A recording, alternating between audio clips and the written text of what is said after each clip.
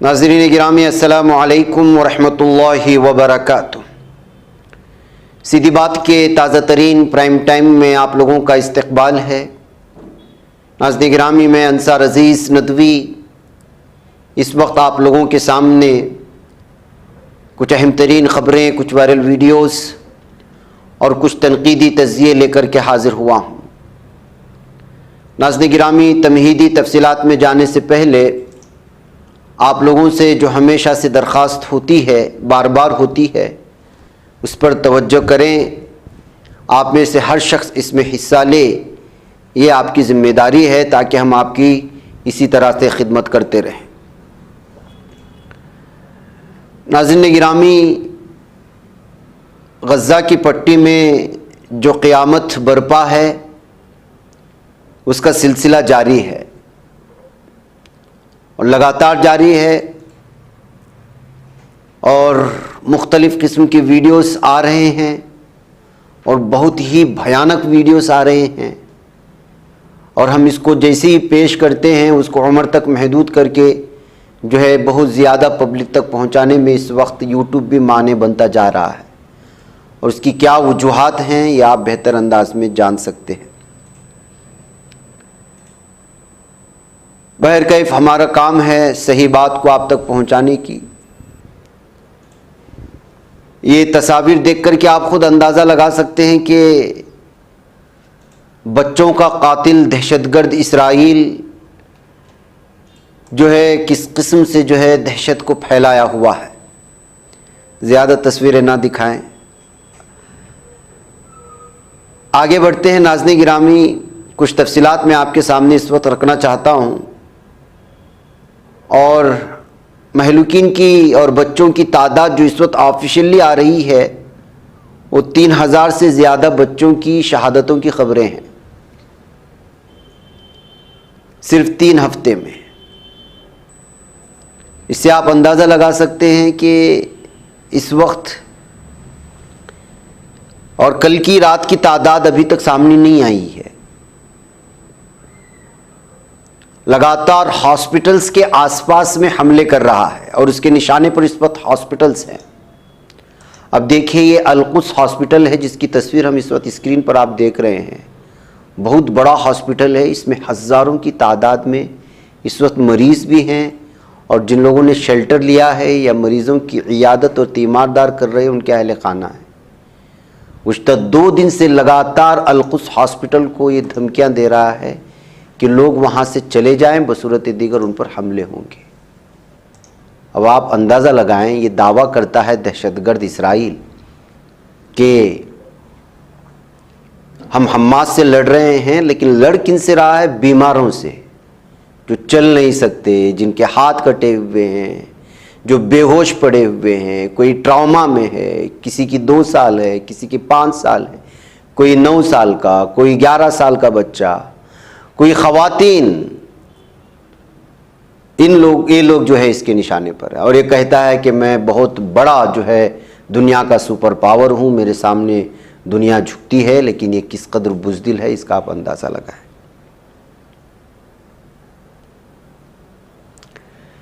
एक तरफ नाज़रीन गिरामी ये सूरत हाल है तो दूसरी जानिब हमास भी जो है इस पर लगातार हमले कर रही है। ज़मीनी सतह पर जो हमले हुए हैं और उसमें जो अलग अलग तरह की वीडियोस इस वक्त अलग अलग ज़राए से सामने आ रही हैं और तुर्किया के ज़राए इन वीडियोस को ज़्यादा पेश करने की कोशिश हो रही हैं, जिसके ऊपर आप तस्दीक कर सकते हैं कि लगभग इसमें आप देख रहे हैं कि 50 एक साथ जो है ये टैंक जा रहे हैं और इन पर हमला करके मुकम्मल तौर पर तबाह बर्बाद कर दिया गया है। कुछ वीडियोस ऐसी भी आई हैं जिसमें जहन्नम वासिल होने वाले इसराइली दहशतगर्द फौजियों की लाशें इधर से उधर बिखरी पड़ी हुई हैं।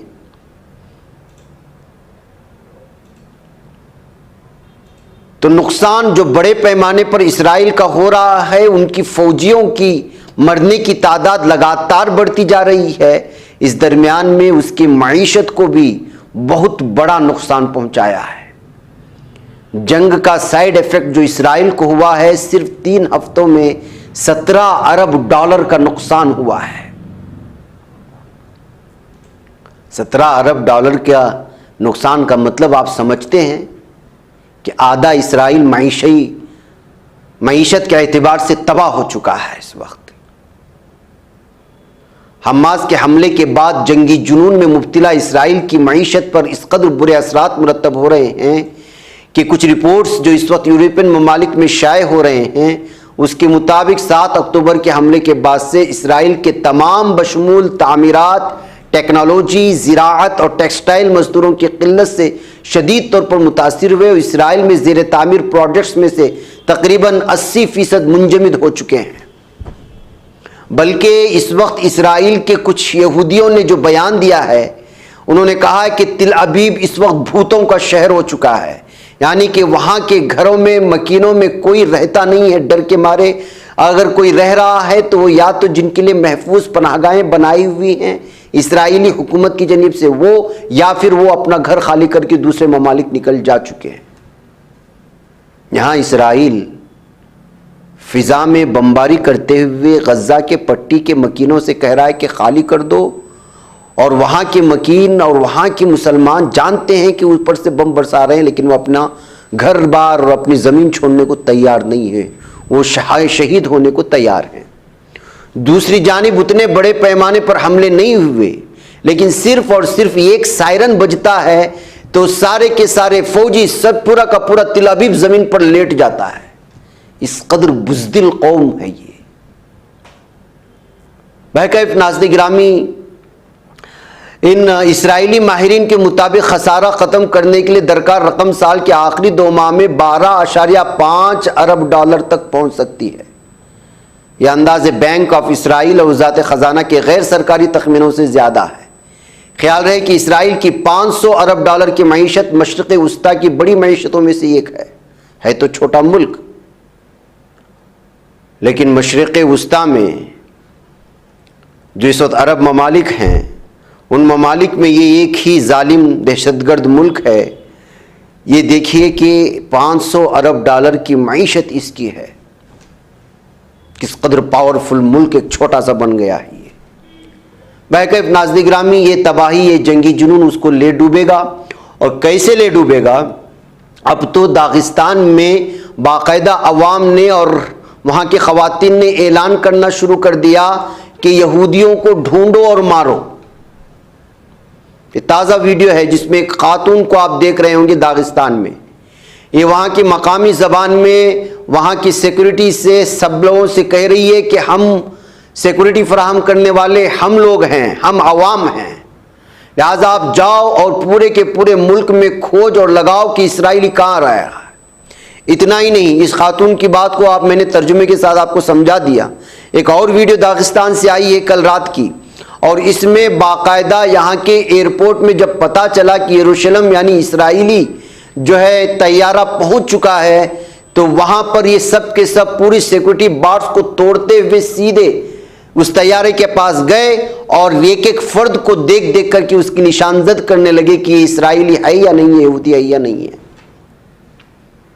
यानी मतलब ये है कि हुक्मरान कुछ करें न करें, लेकिन ये अवाम में अब पूरी तरह से ये बेदारी पैदा हो चुकी है, या फिर वो हदीस सच होने वाली है जिसमें कहा गया है कि इसराइलियों को, यहूदियों को ढूंढ ढूंढ करके मारा जाएगा। क्या उसकी इब्तिदा हो चुकी है? हाँ, हो चुकी है। उसका आगाज़ दागिस्तान से हो चुका है। हम इस वीडियो के हवाले से मुसद्दिक़ा तौर पर आपके सामने ये बात रख सकते हैं। जाहिर सी बात है कि किसी एयरपोर्ट के सिक्योरिटी को तोड़ना कोई मामूली बात नहीं होती। एयरपोर्ट में एक शख्स को अंदर दाखिल होने के लिए उसके लिए कितने सिक्योरिटीज़ के हुदूद को पार करना पड़ता है। अब दागिस्तान के एयरपोर्ट में अवाम इस कदर अंदर भर गए कि उनको गुस्सा आ गया। इसराइल से एक तैयारा आया है मुसाफिरों का, और वहाँ मौजूद यहूदियों को निशानजद करने लगे। उसके बाद क्या मामला हो सामने नहीं है। मुमकिन है कि ये सारी चीज़ें एक हुकूमत सरकार अपने जो है नाको तले कैसे होने, लेकिन लोगों का गुस्सा आप देख सकते हैं। अगर गज़ा की पट्टी पर इसी तरह से जुल्म तशद्दुद जारी रहा, अगले दिनों में क्या कुछ होगा और यहूदियों के ख़िलाफ़ किस कदर पूरे के पूरी दुनिया में गुस्सा भड़केगा, इसका अंदाज़ा हम लोग लगा नहीं सकते। और इसका अंदाज़ा शायद वहाँ की हुकूमतों को भी नहीं है, कि शायद उनके ज़मीर मुर्दा हो गए हों, उनके दिल मुर्दा हो गए, वो बेगैरत हो चुके होंगे, लेकिन अवाम अभी तक बेगैरत नहीं हुई है। अब तो बाकायदा नमाजों में खुनूत नाजिला तो पढ़ी जा रही थी, दुआएं बाकायदा हो रही थी। अब बाकायदा गज़ा के पट्टी के मुसलमानों के लिए बाजमात तहज्जुद की नमाजें भी होने लगीं।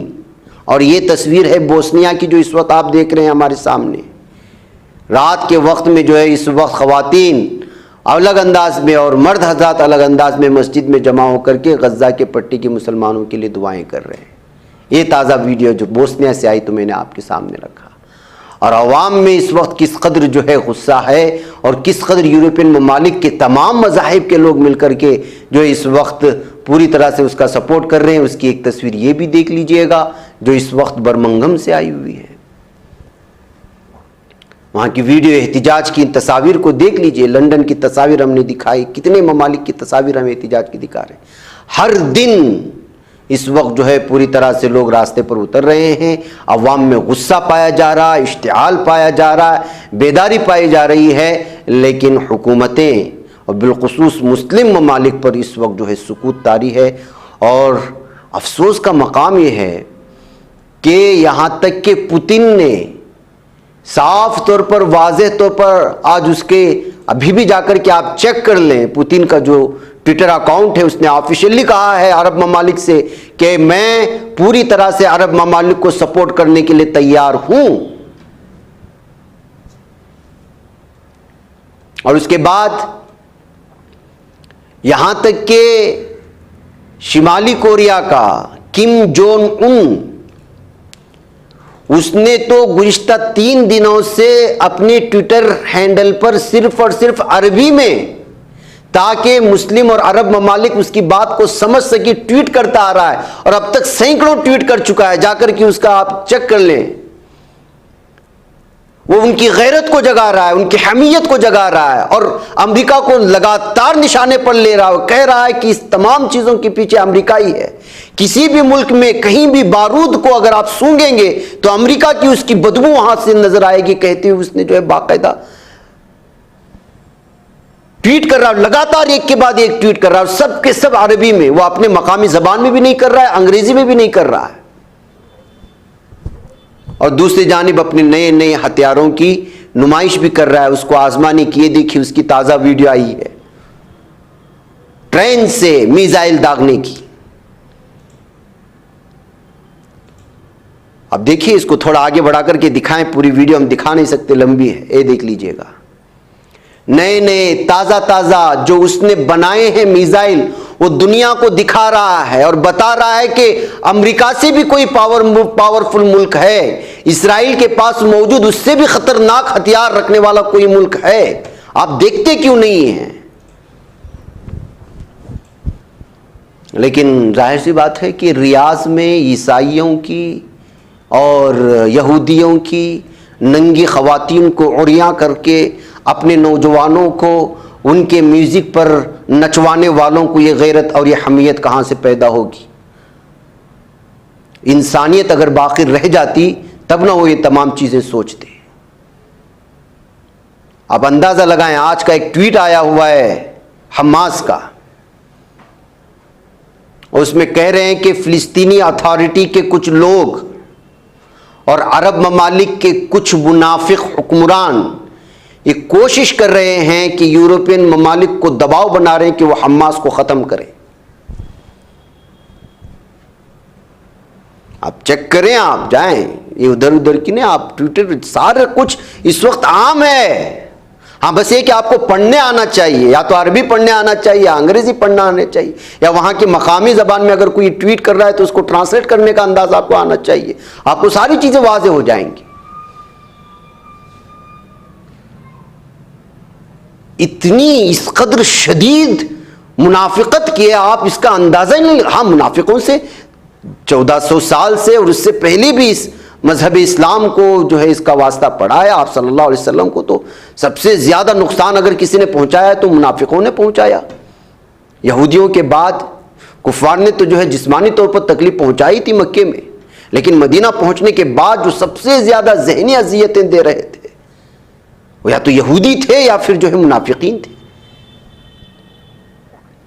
वो सिलसिला आज तक जारी है और इस कदर जारी है कि मासूम बच्चों की वो बिलकती हुई आवाजें और वो एक तस्वीर दिखाई है जो इस वक्त 12 घंटे तक फंसे रही है, एक बच्ची और एक बच्चा। आप अंदाजा लगा सकते हैं इस तकलीफ का। 12 घंटे से फंसे हुए हैं, उनको निकालने की कोशिश नहीं निकाल पा रहे हैं। क्या कोई भी शख्स 12 घंटे तक इस हालत में जिंदा रह सकता है? उनकी तकलीफ का अंदाजा आप लगाएं। इस सारी तस्वीरें देखने के बावजूद अगर अरब हुक्मरान जो इनको सिक्योरिटी फराहम कर रहे हैं, जो कोशिश कर रहे हैं कि इनकी जमीन इनको आजाद करवा के दिलवा दें, उनकी शनाख्त को खत्म करने के लिए अपने मुल्क का अल्लाह ताला की जानिब से दी गई कुदरती वसाइल से हासिल होने वाले दौलत को अगर वो खर्च करवाते हैं यूरोपियन ममालिक पर, तो इससे भयानक शख्स और इससे भयानक जुर्म और क्या हो सकता है? और इन लोगों की अमवात मौत कैसी होगी, अल्लाह के सामने कैसे हासिल होंगे पता नहीं। नाम मुस्लिम चेहरे हैं, सब कुछ। हमास ने आज अफसोसनाक इस बात को बयान करते हुए उसका ट्वीट पढ़ने के बाद मुझे अंदाजा हुआ कि इस कौम को मारने वाले गैर नहीं हैं, मरवाने वाले गैर नहीं है। फिलिस्तीन पर कब्जा किसी यहूदी और इसराइल ने नहीं किया है, इसको शह देने वाले हमारे अरब ममालिक होने की वजह से उसको आज जो है फिलिस्तीन की मस्जिद अक्सा भी उसके कब्जे में है और वो जब चाहे तब गजा की पट्टी पर हमला करके वहां के मासूम बच्चों को शहीद कर देता है। यह हकीकत है।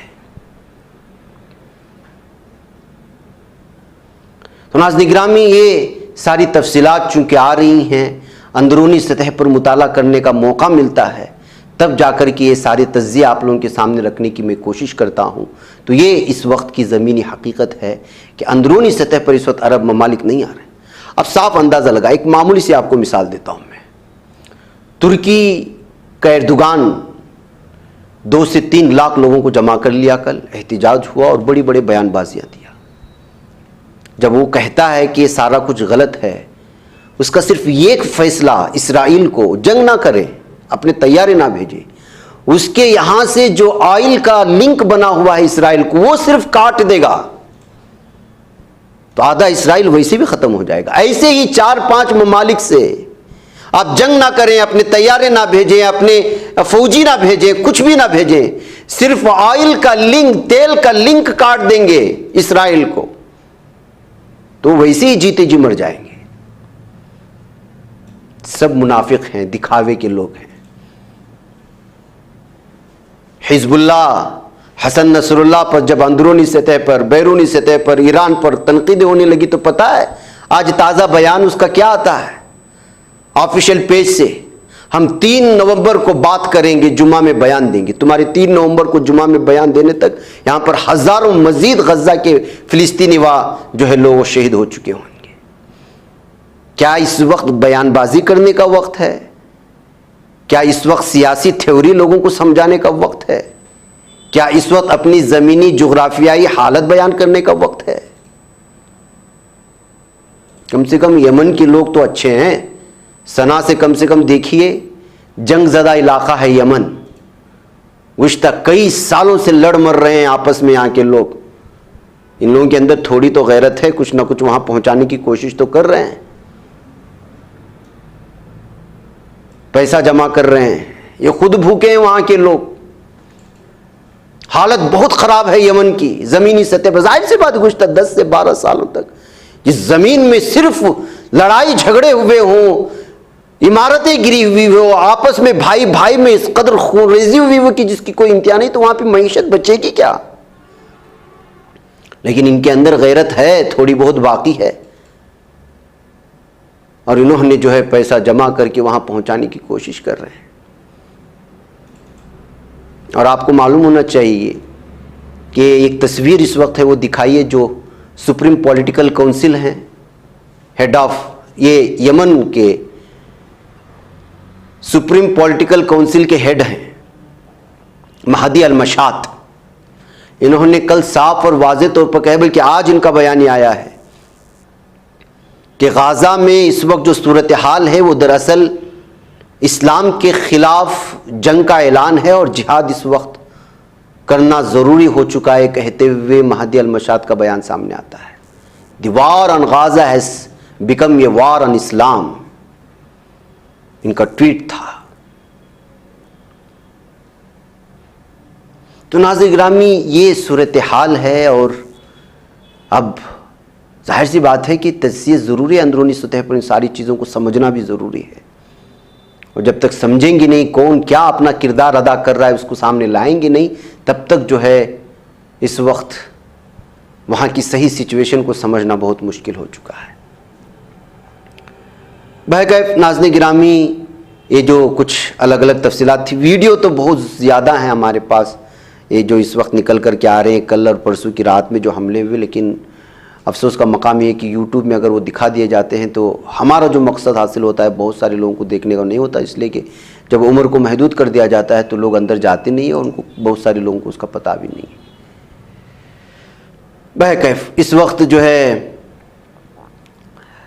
कितना बड़ा नुकसान हुआ है इसराइल की फ़ौज को जब ज़मीनी हमला हुआ था, उसकी एक तफसीलात मैं आपके सामने खुद नेतन्याहू जो इस वक्त का सबसे मलऊन चेहरा है और दुनिया का सबसे बड़ा कातिल और दहशतगर्द है, बल्कि जिसको इस सदी का हिटलर कहा जा रहा है, उसका एक बयान साफ और वाज़ेह तौर पर बयान देता है कि किस कदर बड़े पैमाने पर जालिम सहयूनी फौजियों का कत्ल हुआ है, उनको हलाक कर दिया गया है, जहन्नम हासिल कर दिया गया। अभी कुछ टैंकरों पर जो हमले करने गए थे, इससे ज़्यादा नुकसान, जाहिर सी बात आपको मालूम होना चाहिए अंदरूनी बातें भी, कि सहयूनी के पास, इसराइल के पास सबसे ज़्यादा कीमत एक इसराइली फ़ौजी की होती है। वो एक एक फौजी पर करोड़ा करोड़ का सरमाया लगाते हैं। एक फौजी का मरने का मतलब, जहन्नम हासिल होने का मतलब, यूं समझे कि उनके नजरों में कम से कम 30 आम अफराद मर गए हैं। ऐसे हालात में अगर सैकड़ों की तादाद में यहूदी फौजी, सहयूनी फौजी मर रहे हैं, तो बिलाखिर नेतन्याहू ने कल एक बयान दिया था प्रेस कॉन्फ्रेंस में आकर के, और इसका जो ज़मीनी सतह पर गज़ा की पट्टी में घुसने की कोशिश की तो हमास ने उनको बुरी तरह से जो है उनके तमाम के तमाम फौजियों को, जितने भी घुसने की कोशिश, अगर 100 घुसने की कोशिश है तो उसमें 95 मरे हैं, 5 बचकर के जो भागे हैं वो भी जख्मी हैं। तो आप अंदाजा लगाएं। तो परेशान होकर के प्रेस कॉन्फ्रेंस परसों किया था और इसका सारा का सारा इल्जाम फौजियों पर लगाया था कि उनका प्लान गलत था, उनका मंसूबा गलत था। तकमीली तलबीना, ताकत, सेहत और शिफा के लिए सुन्नत और तिब्बे नबवी का बेहतरीन नुस्खा। नाजरीन, क्या आप भी खुशहाल मालदारों की तरह कामयाब बिजनेस करके हजारों और लाखों रुपए कमाना चाहते हैं? अगर आपकी हाँ है तो आज ही से अपने इलाके में तकमीली तलबीना का आसान बिजनेस करना शुरू करें और चंद ही महीनों में कामयाब बिजनेसमैन बनने के तरीके बेहतरीन तजुर्बों के साथ सीखें। बिजनेसमैन बनने का ये मौका कहीं आपके भी हाथ से चला न जाए, इसलिए अभी हमसे राब्ता करें। 9890963757। Takmeeli food products private limited, Malegaon, India. उनका वार प्लान गलत था। जब ये सामने जब आई तो बहुत जाहिर सी बात है कि फौजी जो अपनी जान दे रहे हैं, सहयूनी मलून, वो गुस्सा करने लगे और अलग अलग शोबे के लोगों ने जो है वो चेमेगोइयाँ शुरू हो गई। तो उसने आज माफ़ी मांग लिया है। नेतन्याहू ने अपनी फ़ौज से और अपनी कौम से कहा कि मैंने जो बयान दिया वो गलत था। आप तमाम के तमाम लोग जो है फौजी, हम फौजियों की कुर्बानियों पर हम लोग जो है उनका सपोर्ट करते हैं, उनको मज़ीद जो है हम लोग जो भी हो सकता है उनकी मदद करने की कोशिश करेंगे। ये कहते हुए IDF chief of staff, DF कमांडरों, सिपाहियों को इमदाद भेजने की बात की, अगले मोर्चों पर हमारे लिए लड़ रहे हैं कहते हुए उनको जो है दिलासा देने की कोशिश। इस बयान से ये साबित होता है कि ज़मीनी सतह पर जो गज़ा की पट्टी में घुसने की वो कोशिश कर रहे हैं। जबकि ताज़ा आज की ये रिपोर्ट आ रही है कि मुख्तलिफ इलाकों को जो है इस वक्त पूरी तरह से जो है जो गज़ा की पट्टी को जाने या दूसरे शहरों को जोड़ने के जो रास्ते और सरहदें होती हैं, वहाँ पर पूरी तरह से ज़मीनी सतह पर बहुत सारे टैंकों को ला करके खड़ा कर दिया गया है। लेकिन हमास ने साफ और वाज़ेह तौर पर कहा है कि अगर ज़मीनी सतह पर गज़ा की पट्टी में घुसने की अगर गलती करता है इसराइल, तो जो है उसके लिए बुरी तरह से जो है ये पूरा उसका नुकसान उठाना पड़ेगा। और नुकसान उसने उठाया और नतीजा उसका क्या निकल रहा है? नतीजा उसका निकल रहा है कि इस वक्त टोन बदल गया है अमेरिका का। अमेरिका का टोन क्या बदला? अमेरिका का टोन बदला और कह रहा है कि आज जो है अमेरिकी नायब सदर कमला हैरिस ने कहा अमेरिका इसराइल या गज़ा में लड़ाका अफवाज भेजने का इरादा नहीं रखता। लड़ाका अफवाज अगर भेजने का इरादा रखेगा तो उसके साथ वही सूरत हाल होगी जो सूरत हाल इस वक्त इस्राएली फौजियों के साथ हुई है। मतलब यह है कि अपनी बुज़दिली को, अपने खौफ और वहशत को जो बाइडन खुद ब खुद इसराइल के मामले में आकर के बयान दे रहा था कि हम वो करेंगे, आपके सपोर्ट में है, फलां है, वो मीडिया में नहीं आता, बल्कि अपने नायब सदर कमला हैरिस को भेज करके कहलवाता है कि इसराइल या गजा में लड़ाका अफवाज भेजने का हमारा कोई इरादा नहीं है। इससे भी आप अंदाजा लगा सकते हैं कि जमीनी सतह पर जो वार हुआ है, उस वार ने अमेरिका को भी हिला करके रख दिया है और इसराइल को भी हिला करके रखा है। और जो अभी तक मुज़ाकरात के मेज़ पर आना नहीं चाह रहा था, वो आखिरकार कतर के मुज़ाकरात के मेज़ पर आ चुका है। जी हाँ नाज़रीन गिरामी, और वो है इस वक्त जो सूरत हाल वो ये है कि ख़बर कतर से जो आ रही है कि कतर की मेज़बानी में इसराइल और हमास के दरमियान मुज़ाकरात जारी हैं। जंगबंदी करने और मुज़ाकरात पर बार बार बुलाने के बावजूद और 120 ममालिक की जानिब से जंगबंदी के मुआहदे पर मुज़ाकरात पर दस्तखत करने के बावजूद जो जंगबंदी पर राज़ी नहीं था, ज़मीनी सतह पर सैकड़ों यहूदी, सैकड़ों सहनी फ़ौजियों के मरने के बाद अब जो है मुज़ाकरात के जो इस पर आ रहा है। ये कतर में इस वक्त मुज़ाकरात चल रहे हैं, उसका क्या नतीजा आता है इंशाअल्लाह हम आपके सामने ज़रूर रखेंगे। वह नाज़रीन गिरामी, 2-3 और अहम तरीन ख़बरें थीं जो आपके सामने पेश करना था, लेकिन इसमें लंबा वक्त हो चुका है इस तबसरों में। 2-3 ख़बरें में अलग अलग जो मुख्तसर होंगी वो हमारे ऑफिशियल चैनल में जो अहम तरीन है वो वहाँ पे पेश की जाएंगी, आप वहीं पर जाकर के देखें, और वो भी प्राइम टाइम की ये खबरें हैं। मुझे इजाज़त दें। अस्सलामु अलैकुम रहमतुल्लाहि व बरकातुहू। ये बच पाता है कोई सहाफ़ी की निगाहों से, मिलाता है ये लोगों को मोहब्बत की पनाहों से। करम और दर्द मंदी का है एक संसार, सीधी बात। अज़ीमत जुर्अतो हिम्मत का है इज़हार, सीधी बात। अज़ीमत जुर्अतो हिम्मत का है इज़हार, सीधी बात। ये चैनल हक निगर बनकर कुचल देता है फितनों को।